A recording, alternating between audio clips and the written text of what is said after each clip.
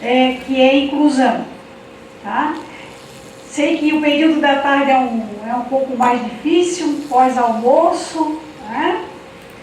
Mas a sala está fresquinha, então a gente tem uma condição aí melhor de estarmos atentos. Então, inclusão não é um tema difícil, não é um tema fácil de ser discutido, tá? Não é um tema fácil de ser vivido, tanto na sociedade como na escola. No entanto, é um tema necessário de discussão, tá? É um tema que envolve uma série de tópicos para a gente ter em mente um contexto e ficar convicto de que a inclusão é um movimento sem volta, tá? E aí eu vou inicialmente, o tempo é curto, são 2 horas aqui de formação, mas como eu falava com a secretária, mais do que isso também a gente se dispersa.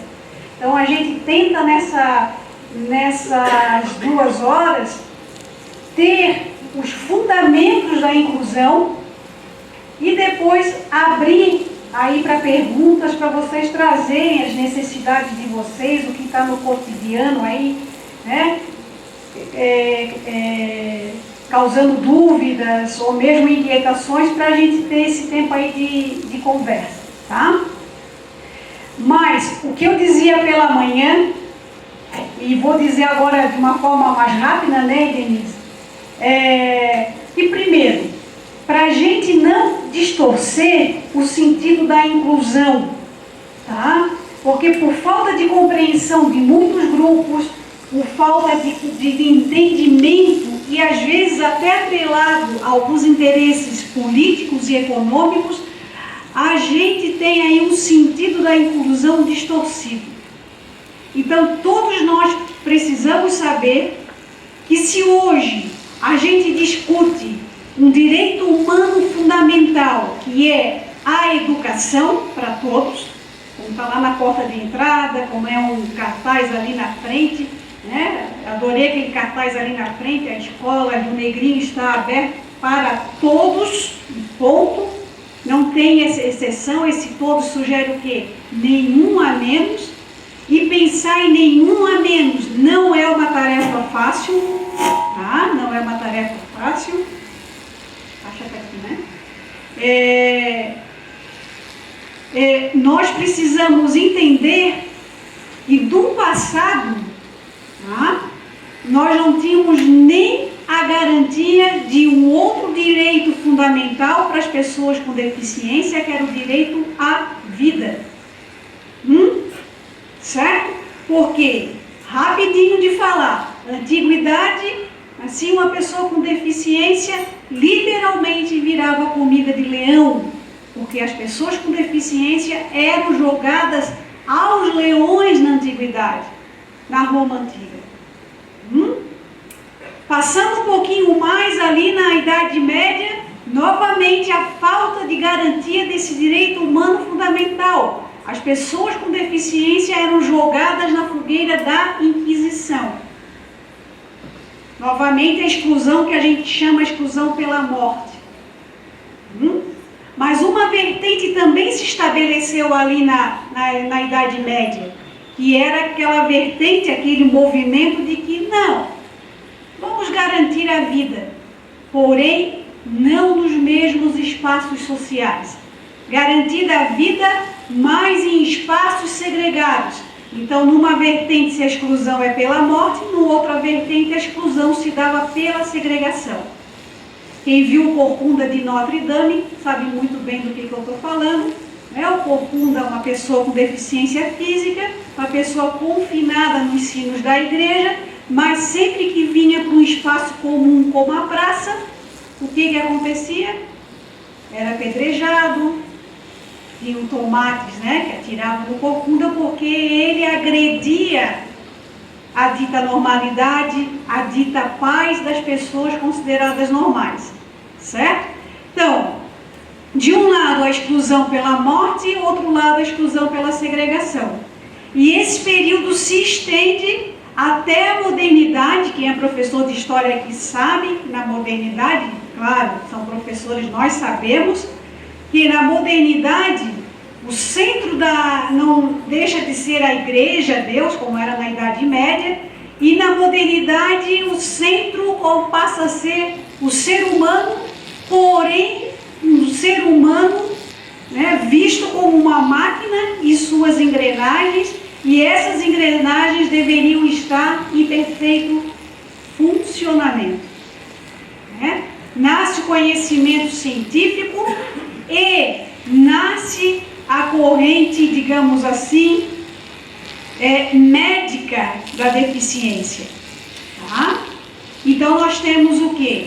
Na Idade Moderna, o ser humano visto como uma máquina, as engrenagens, se eu tenho um ouvido que não ouve, é uma engrenagem que não está funcionando, vou usar essas palavras pesadas para a gente ilustrar a época, escolas para surdos. Se eu tenho um outro ser humano que não vê, é uma engrenagem que não funciona, escolas para cegos. Se eu tenho um corpo que não anda, que é cadeirante, escolas para as pessoas com deficiência física. Uma cognição que foge à norma, escolas especiais para pessoas com deficiência intelectual. Então, na modernidade, nós temos, tá, uma intensificação da criação de institutos, instituições e escolas só que comportavam só as pessoas com deficiência e ainda mais, por categoria, porque a medicina, a área médica, ela foi muito pautada nesse tempo na categorização das pessoas. Por exemplo, na área da deficiência intelectual, nós tínhamos uma categorização que hoje não existe mais, existe só de forma pejorativa, que muitas vezes a gente utiliza como sinônimo de diminuição do outro. Então, por exemplo, idiota, né?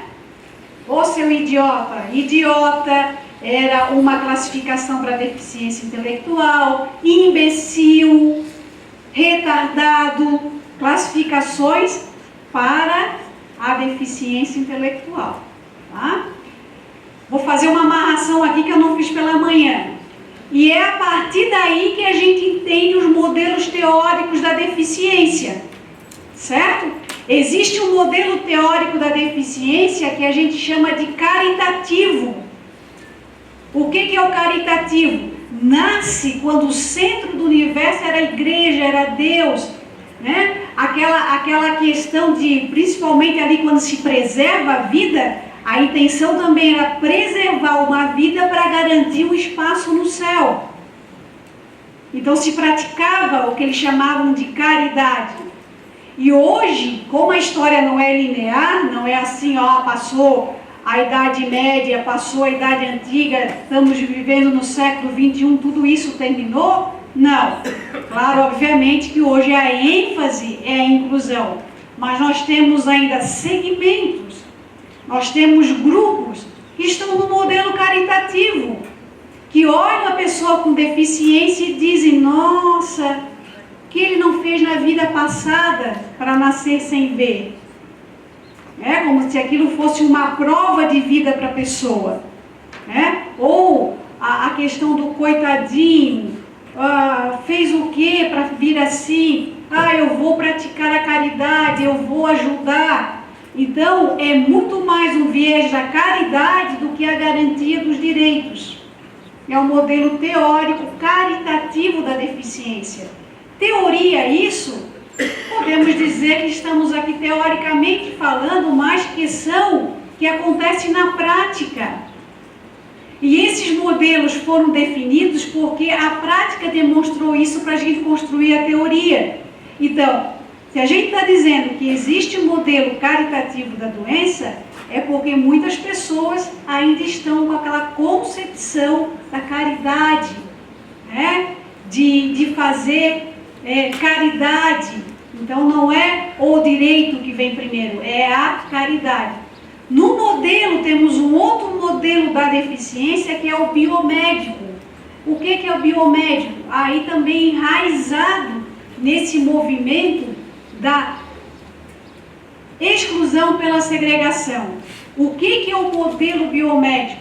O modelo biomédico vê a pessoa com deficiência como a culpa do déficit é seu.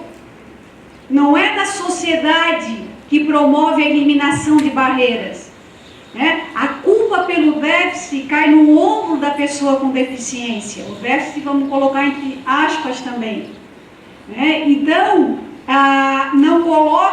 não visualiza as barreiras do ambiente, e sim que a barreira está no sujeito. E também existe, como é um modelo biomédico, quando a gente fala em biomédico, não é que seja o modelo dos médicos, é o modelo biológico, pautado nesse segmento aí da modernidade. Então, no modelo biomédico da deficiência, também há uma procura incessante pela cura, quando na maioria das vezes não existe a cura, mas o reconhecimento pela diferença, o reconhecimento que existem muitos modos de ser e de estar no mundo, certo? Então nós temos sim no mundo cognição que se diferencia, comportamentos que se diferenciam, condições físicas motoras que se diferenciam, tá? Dito isso, é preciso saber que não existe cura para o autismo. Em que sentido? Isso não quer dizer que não existem terapias ou medicamentos que possam ajudar, por exemplo, uma condição. Muitas crianças, muitas pessoas com autismo têm o distúrbio do sono. E esse distúrbio do sono faz com que elas não durmam à noite, faz com que os pais não durmam à noite, faz com que elas cheguem agitadas na escola. Uma parceria com a saúde, buscando um medicamento ou uma terapia que minimize ou até elimine esse distúrbio do sono, vai ser melhor para quem? Para a própria criança que dorme, para os pais que vão dormir e para a situação de tranquilidade que chega a criança na escola, certo? Agora, tem características, por exemplo, do autismo, que não é uma questão de cura, e sim de reconhecimento. Por exemplo, tem pessoas, eu tenho, não sei se vocês conhecem o Rodrigo Tramonte, ele é um caricaturista famoso, ele é autista, ele já fez algumas conferências comigo, e como ele disse uma vez, até inclusive os professores adoraram numa escola que a gente esteve, e aí foi muito bacana, abriram para debate perguntando, e ele disse, sem problema, pode tirar as dúvidas de vocês. E uma dúvida foi, aí apareceram várias dúvidas de forma muito espontânea, e foram perguntando para ele, ô Rodrigo, como você, é verdade que autista não tem humor, não sente graça das coisas? E aí ele respondeu, olha, a gente leva as coisas de forma muito literal, Agora, eu aprendi a rir do que eu não acho graça, até para conviver socialmente. Mas tem muitas, as piadas, as sessões de humor, eu realmente não acho graça. Porém, ele disse, isso é uma característica do meu autismo, não quer dizer que todas as crianças com autismo, ou todos os indivíduos com autismo, vão ter também uma falta de humor. No entanto, é uma característica bem presente. Vamos buscar cura para isso? Ou vamos reconhecer um modo de ser e de estar no mundo? Tem outra característica, como, por exemplo, intolerância a determinados tecidos.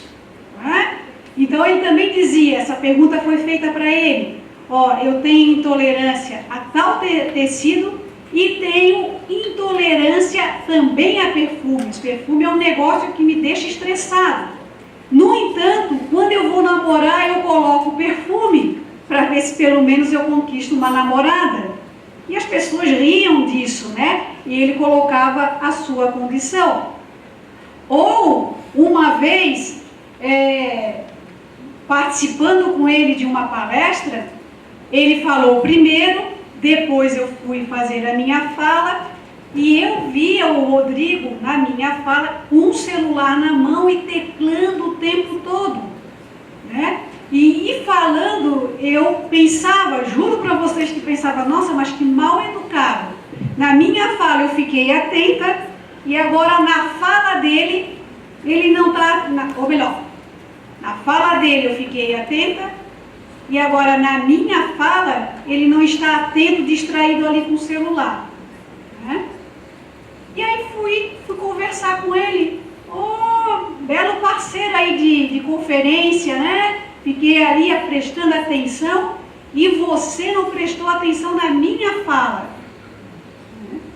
E eu bem briguenta com ele. E ele me disse, você quer que eu repita o que você falou? Para mostrar que eu estava atento? Oh, mas Rodrigo, tu estava o tempo todo no celular. Eu tenho flap de mão quando eu estou ansioso. Que vocês devem perceber em muitas crianças. Pulam, giram, fazem com as duas mãos, certo? Elas têm, muitas crianças com autismo, não são todas, elas têm níveis de ansiedades, né, mais intensos. A gente tem, todo mundo tem isso. Por exemplo, está dando o horário aqui do término da palestra, que a gente sabe que vai terminar tal horário, já marcou algum compromisso ou vai para algum lugar, os pezinhos já batem, a mãozinha já faz assim, o corpo já se remexe na cadeira, porque a gente está ansioso, porque já deu o tempo e a palestrante não cala a boca. Não é? Nós temos isso. Tá? Agora, em muitos autistas, essa característica é mais latente. Então, o que ele fez? Né? Ia chamar muito mais atenção, ele falou, eu adorei a sua fala. Eu fiquei tão fascinado pelo que você falou, que aquilo me causou uma ansiedade, um tipo de uma euforia. Você queria que eu ficasse assim na frente de todo mundo? O que eu fiz? Eu peguei o celular e fiquei teclando, porque ali eu descarreguei a minha ansiedade. Então, vejam, só na convivência com esse amigo é que eu vi as características e os mecanismos de fuga que ele faz para não chamar tanto a atenção do outro, né? Então, o afeto se diferencia entre as pessoas, certo? No entanto, nós temos um afeto que é padronizado também. Quem já viu aquele filme Meu Nome é Khan? Que é um filme de um homem, a história de um homem autista, né? E que ali demonstrava essa forma diferenciada de afeto dele. Então, o que demonstrava assim? Primeiro que ele tinha o que a gente diz também, muita característica, né? A rigidez, o foco centrado em algo.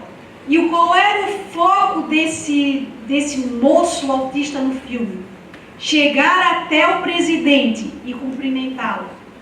Então ele começou a viajar à Índia, né, para poder cumprimentar a Índia, não sei se foi na Índia ou se foi nos Estados Unidos que ele morava. Agora estou confundindo aqui os filmes. Mas ele queria chegar até o presidente, né, e cumprimentar o presidente. E nessa trajetória de chegar até lá, ele se apaixona por uma cabeleireira. E ele começa a observar ela cortando o cabelo, atendendo as clientes dela. Né? E chega para um amigo e fala, eu estou apaixonado, mas eu não sei como conquistá-la. Né? E aí ele tinha um afeto altamente literal. tá? Aí o amigo assim, bom, faça assim, ó, compre umas flores e entregue flores para ela. As mulheres não resistem às flores, ensinava o amigo. E ele fez isso, foi lá, comprou a flor, foi até a frente dela e disse, flores! E fez assim porque não queria ter contato ocular, que é uma outra característica, não de todos, mas de muitos. E fez assim. E ela não entendeu nada. E flores. E ela, como ficou impactada, ele deixou a flor e saiu. E foi conversar com o amigo. E o amigo disse, poxa rapaz, mas não é assim também, né? Mas eu não vou olhar nos olhos delas, eu entreguei flor, qual é o problema? Ele também queria entregar flor e já sair namorando. Mas não é assim que funciona. Mas enfim, aí tem toda uma história aí de conquista, até que conquistou a moça e casaram. Tá? E também no filme é interessante, porque no cotidiano do casamento, ele chega do serviço uma segunda-feira e ela estava com muita saudade dele, tá? E meio que seduzindo ele para eles terem uma relação sexual naquele dia. E ele responde para ela, né? Nossos dias de relação sexual é nas terças e nas quintas, né? Ele tinha isso rígido, terça e quinta. E ela ficou muito brava, né? Pô, não dá para fazer uma exceção? Tem que ser só na terça e na quinta e eu tenho que estar disposta. Aí a briga de casamento, né? Aí ele volta-se para ela e diz, vou abrir uma exceção hoje, mas que isso não se repita. Então, quer dizer, tudo isso, talvez o filme de uma forma um pouco mais exagerada, né? Que tem algumas doses de exagero, mas é para demonstrar algumas características que a gente precisa até entender, certo? Então, se a gente traz isso para a nossa realidade, quantos de vocês já não viveram situações de estudantes com autismo que batem com a cabeça na parede, né? Que se autoagridem, e geralmente está associado à ausência de fala, que é outra característica de crianças com autismo, a ausência de fala. Mas isso não significa que não vão falar lá na frente. Mas por um bom tempo ali na infância, elas têm ausência de fala. Eu mesmo tenho retornado às escolas que eu trabalhei, de crianças com autismo que não tinham a fala, e agora eu retornei, estou lá no 2º, 3º ano do ensino fundamental e falando tudo, né? Então, muitas vezes, bom, vejam só, como é que um bebê se comunica quando está com fome, está com sede, a fralda está suja, quer dormir? Ele não fala. Como é que ele se comunica? Chora.